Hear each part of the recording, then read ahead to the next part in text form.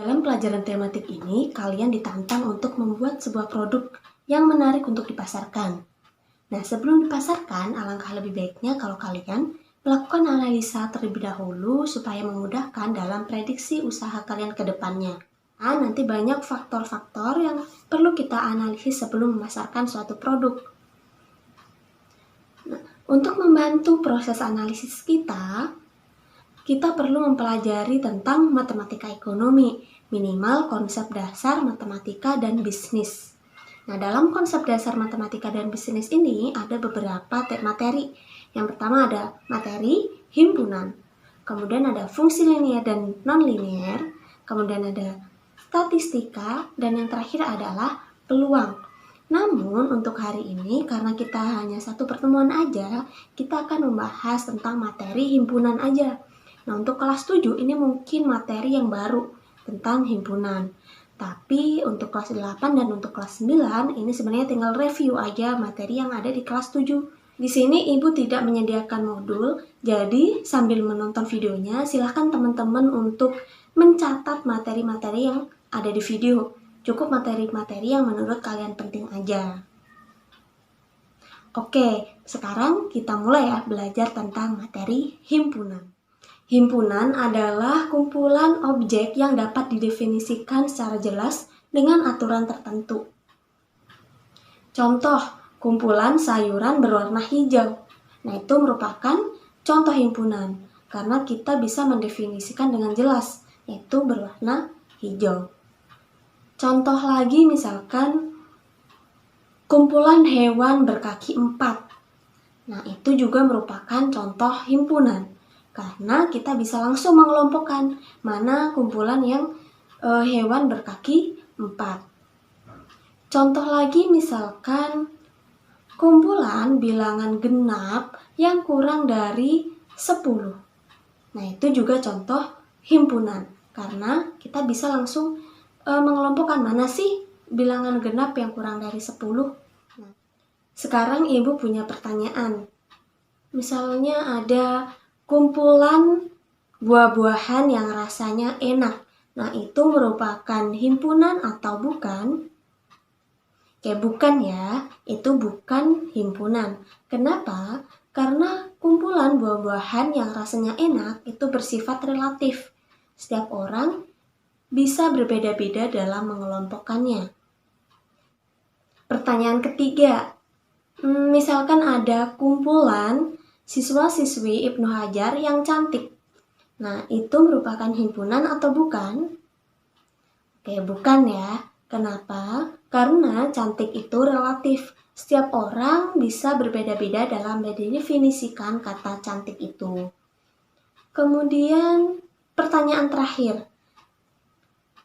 Misalkan ada kumpulan guru-guru laki-laki di sekolah Islam Ibnu Hajar. Itu himpunan atau bukan?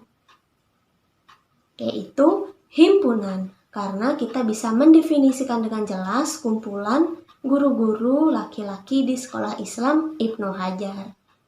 Nah, itu merupakan contoh dan bukan contoh dari himpunan.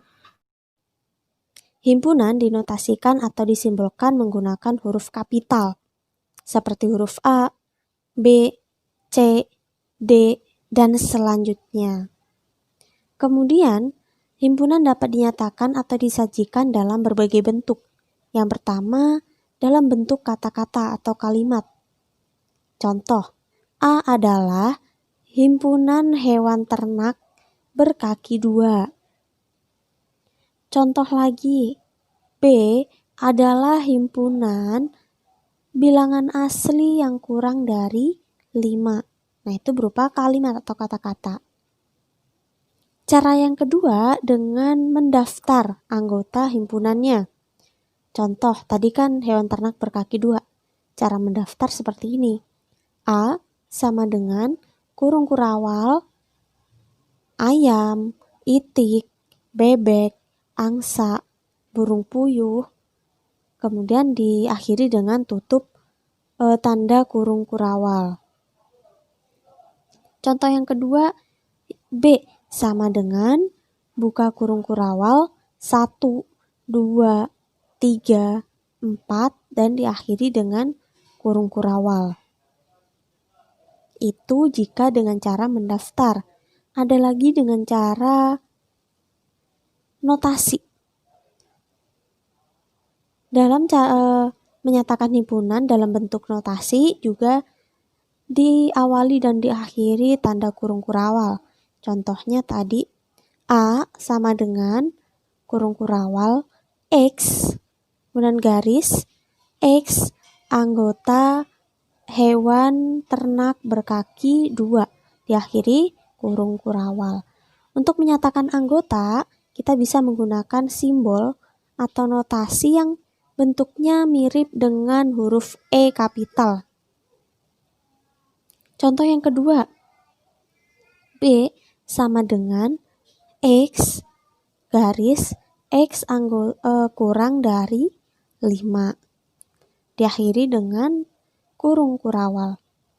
Nah, itu merupakan contoh penyajian himpunan menggunakan notasi. Yang terakhir, himpunan dapat dinyatakan dalam bentuk diagram Venn, yaitu diagram yang berbentuk lingkaran. Contohnya sebagai berikut, seperti tadi ya, himpunan hewan ternak berkaki 2 dapat dinyatakan seperti ini. Selanjutnya, himpunan bilangan asli yang kurang dari 5 dapat disajikan dalam bentuk diagram Venn seperti ini. Dalam himpunan itu ada yang namanya himpunan semesta, yaitu himpunan yang memuat semua anggota himpunan yang dibicarakan. Selanjutnya ada operasi himpunan. Operasi himpunan ada 4. Yang pertama ada irisan, disimbolkan seperti ini. Kemudian ada gabungan. Selanjutnya ada selisih, dan yang terakhir ada komplement. Lebih lengkapnya seperti ini. Irisan. Irisan himpunan A dan himpunan B adalah himpunan yang anggotanya adalah anggota himpunan A dan himpunan B, dilambangkan dengan A irisan B. Jadi untuk irisan ini, anggota-anggota irisan itu berada di A, juga berada di B. Contoh, A sama dengan buka kurung kurawal, isinya adalah kambing, ayam, sapi, onta, kerbau, kalkun, bebek, burung puyuh, atau hewan ternak lah ya. Kemudian yang B, isinya ada kambing, singa, gajah, onta, sapi, jerapah, kerbau, atau hewan berkaki 4. Kemudian A irisan B adalah kambing, sapi, kerbau, dan onta. Kenapa? Karena kambing, sapi, kerbau, dan onta ini berada di himpunan A dan juga berada di himpunan B. Jadi ada di himpunan A, ada di himpunan B. Maka irisan B adalah A irisan B adalah kambing, sapi, kerbau, onta. Atau diagram Venn-nya bisa seperti ini. Di sini di darah kuning itu isinya ada kambing, sapi, kerbau, dan onta. Selanjutnya, gabungan. Gabungan himpunan A dan himpunan B adalah himpunan yang anggotanya adalah anggota himpunan A atau himpunan B, dilambangkan dengan A gabungan B. Contoh, himpunannya seperti tadi ya, A dengan B-nya. Kemudian A gabungan B isinya adalah gabungan dari himpunan A dan B. Kambing, ayam, sapi, kerbau, onta, kalkun, bebek, burung puyuh, singa, gajah, dan jerapah. Tapi yang sama, anggota yang sama ditulis hanya sekali. Misalkan di A ini ada kambing, di B juga ada kambing. Nah, di sini cukup ditulis 1 kali aja kambingnya. Jika digambarkan dalam diagram Venn, bentuknya seperti ini. Selanjutnya adalah selisih. Selisih himpunan B dengan himpunan A adalah himpunan yang anggotanya adalah anggota himpunan B, tapi bukan anggota himpunan A, dilambangkan dengan B minus A. Contoh, himpunannya masih sama seperti tadi, A dan B-nya. Kemudian, selisih B dengan A, yaitu singa, gajah, dan jerapah. Karena hewan-hewan ini ada di B, tapi tidak ada di A. Jadi diambil himpunan B, tetapi anggota-anggotanya tidak ada di A. Kalau B minus A. Kalau A minus B berarti dibalik. Anggotanya adalah anggota yang ada di A tapi tidak ada di B. Selanjutnya adalah komplement. Komplement himpunan A adalah himpunan yang anggotanya merupakan anggota himpunan semesta atau universal, namun bukan merupakan himpunan A. Komplement himpunan A disebutkan dengan A pangkat C. Contoh, U adalah nama-nama hewan darat, atau semesta yang kita bicarakan adalah hewan darat. Kemudian himpunan A seperti tadi masih sama, kambing, ayam, sapi, onta, kerbau, kalkun, bebek, dan burung puyuh. Maka A pangkat C adalah singa, gajah, jerapah, komodo, semut, dan sebagainya yang tidak termasuk himpunan A.